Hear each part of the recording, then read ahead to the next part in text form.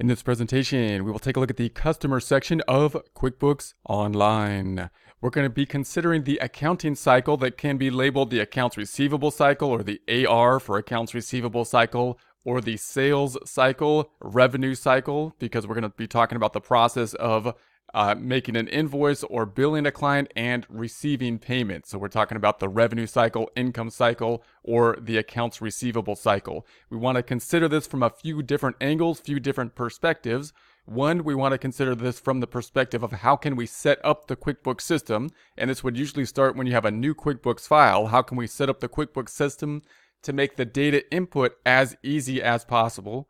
And then two, once the data input system is set up so that the data input is as easy as possible, how do we do the data input process? How do we actually fill out the forms for the data input, which hopefully will be a lot easier if we had set up the system correctly? And then three, what's the effect of that data input, the forms, on the financial statements? So when we actually fill out or enter the data input into the QuickBooks system, what's going to happen to the financial statements, to the reports?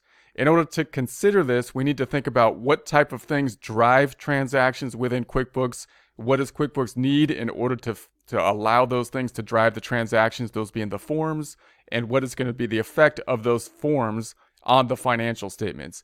We're going to be using the QuickBooks Online test drive, so I suggest actually just searching for it. I'm going to be using the Google browser in order to search for it here. We're going to use the test drive file. This will be the free file as we navigate through. And here we are at Craig's Design and Landscaping file. Now I'm going to jump over to the desktop version now just so we can see that flowchart, and we want to consider that flowchart. Then I'm going to jump back to the online version. We want to do this for a few different reasons. One, some people are familiar with the desktop, so the conversion process is going to be important for those people. And two, we remember that we have that flowchart in the desktop version. So this is the desktop version. We're looking at this nice little flowchart.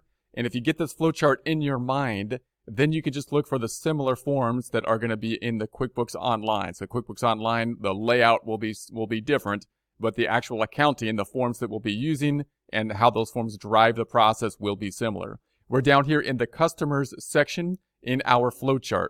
You can think of this as its own little cycle, its own little process, its own process that might have its own department if you're in an accounting department of a decent size. If you're in a small accounting department, or a small company, then you may be doing all of this information together. And then once it gets to a certain size, you can think of the breakouts would start to happen, where the vendor section and the customer section would start to be their own entities, you can think of. Now, when we think about the customer section, remember you can also think about this as the accounts receivable section, because we're basically tracking the receivables from customers. You can think of it as the revenue section, which sometimes is called sales for revenue, or income. So the income cycle, the revenue cycle, the sales cycle, those all refer to similar things, if not the same thing. Now these are going to be the forms. QuickBooks is going to call them and term them forms. So you want to know that terminology when you're looking up things in QuickBooks. These are the data input forms that we will fill out. Once we fill out the forms, they will then have an impact on the financial statements. They'll basically make a journal entry that will impact at least two accounts on the financial statement, the balance sheet, and the income statement or profit and loss report. So what's the normal flow that happens with these types of reports? Well, one, if you have a difference between when you get the money for a sale that you make and when you actually do the work, then typically you're going to do the work, you're going to bill the client, such as a law firm or something like that, a service company oftentimes, where you do the work, then you bill the client monthly or something like that. You create an invoice at that time. And so if we're imagining we're a law firm, we would say, okay, we did some work, we need to add up the time we spent, and then we need to bill the client, and we can imagine mailing the bill or emailing the bill. Now, I'm calling it a bill now because to the client, it's a bill. But notice to QuickBooks, we have to make a distinction as to what's a bill to us, what's a bill to the customer that we send out. The distinction within QuickBooks is the term bill is up here in the vendor section. That's the things that we get. So for QuickBooks, bills are bad, right? And then the term invoice is what we send out. So it's basically a bill to somebody else, but it's good to us because to us, it's going to be an invoice. Note, when you're thinking about these types of transactions, it's useful to think of both sides of these transactions oftentimes. What would happen on the other side if they had their little QuickBooks account over there? because then you get a good idea of the full, the full range of accounting, both sides of the transaction. So we're here on the customer side. We would call it an invoice, this form of an invoice that we would fill out and send out. And then the recipient of that invoice would say invoice on it, right? But they're going to see it as a bill if they had QuickBooks over there, a bill that they have then received. Now, if we have an invoice, then there's two things we need to know. How can we make the data input process of the invoice as easy as possible? And we'll talk about that in future presentations. And two, what's going to be the impact on the financial statements when we create an invoice. Now, I'm going to give you kind of the general journal entry. If you don't have any debit and credit experience, that's okay. I'm going to talk about it in terms of ups and downs as well. If you do have a background in accounting, then you'll be familiar with debits and credits. So the invoice will typically be increasing the accounts receivable. That's the account representing people owing us, the company, money. So it's going to be something that we're going to want to track because we hope to get paid in the future. That account would be increasing or debited. And then we're going to say that the revenue is going to be increasing. Revenue or sales or income, whatever you want to call it, that increases with a credit. So the revenue will increase as well. You can think about it as increase to revenue.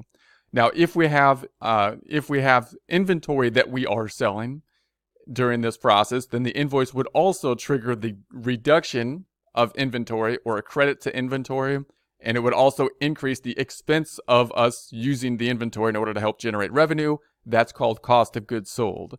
So this would basically be the flow. We'll take a look and jump back and forth from the financial statements, an invoice of the financial statements, to consider this in more depth. Also note that you may have sales tax involved in here as well, and we'll take a look at sales tax to complicate things a bit more in the future.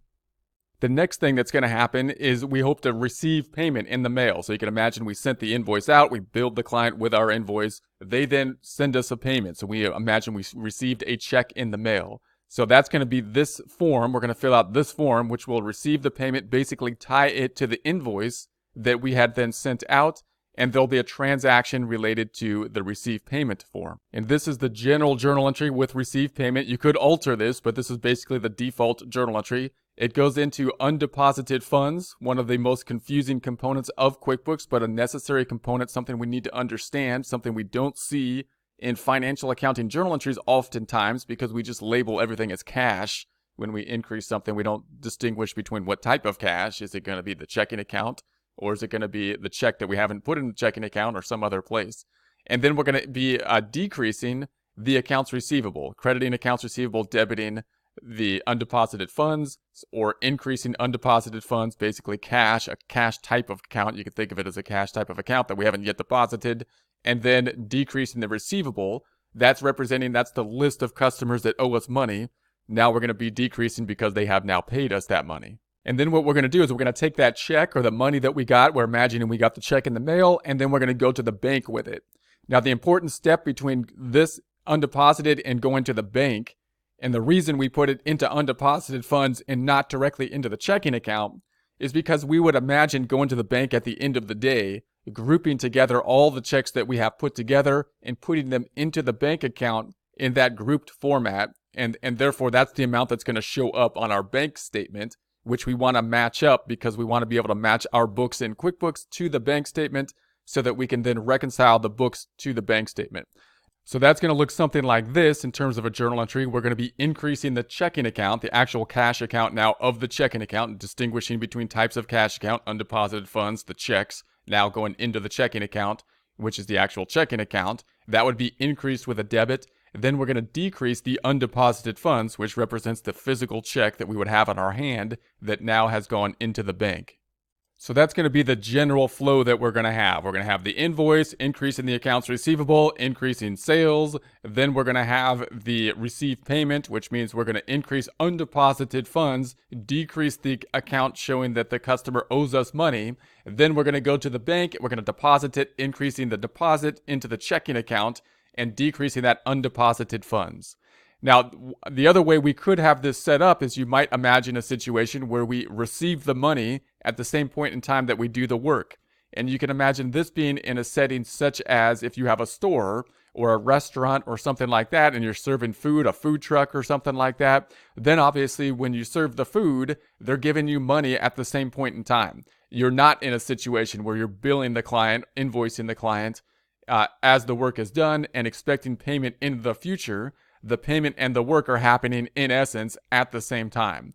So in that case, you can skip the invoicing process, skip the receive payment process, and jump right to the create sales receipt, which is basically the same point that you would be at in the flow process if you had created an invoice and then the receive payment. So therefore, the create sales receipt is going to be similar to an invoice. However, you're going to record this when you have the cash happening or the payment happening at the same point in time that the work is done. And you can imagine this being what you'd basically use if you're at the check register. You can, when you're checking out at the grocery store or something like that, they're not giving you an invoice at that point in time. They are in essence giving you a receipt, a sales receipt, because you got the payment. The rest of the transaction is going to be similar with regards to the sales receipt. Here's the basic sales receipt transaction. It's going to look very similar to the invoice, except that instead of increasing the receivable, representing people owing us money, we're going to go right to the undeposited funds. We're going to increase the undeposited funds. That would be with a debit, increase with a debit, and then we're going to increase the revenue, which you can call sales or income, the income statement account of revenue. That's increased with a credit. And then if you have inventory involved, then we would be selling the inventory. If you're matching the grocery store, the other side of it, of course, would be that the inventory would be going down. That's an asset. And then the cost of goods sold, the expense of us consuming that inventory to help generate revenue, would be going up. So that's the basic flow. Next time we're gonna take that basic flow and we're gonna go into our QuickBooks Online. We're going to search for those forms in QuickBooks Online, see what the data input looks like in QuickBooks Online, and then analyze the effect on the financial statements. We're always going to be jumping to the financial statements of the balance sheet and the profit and loss report or income statement.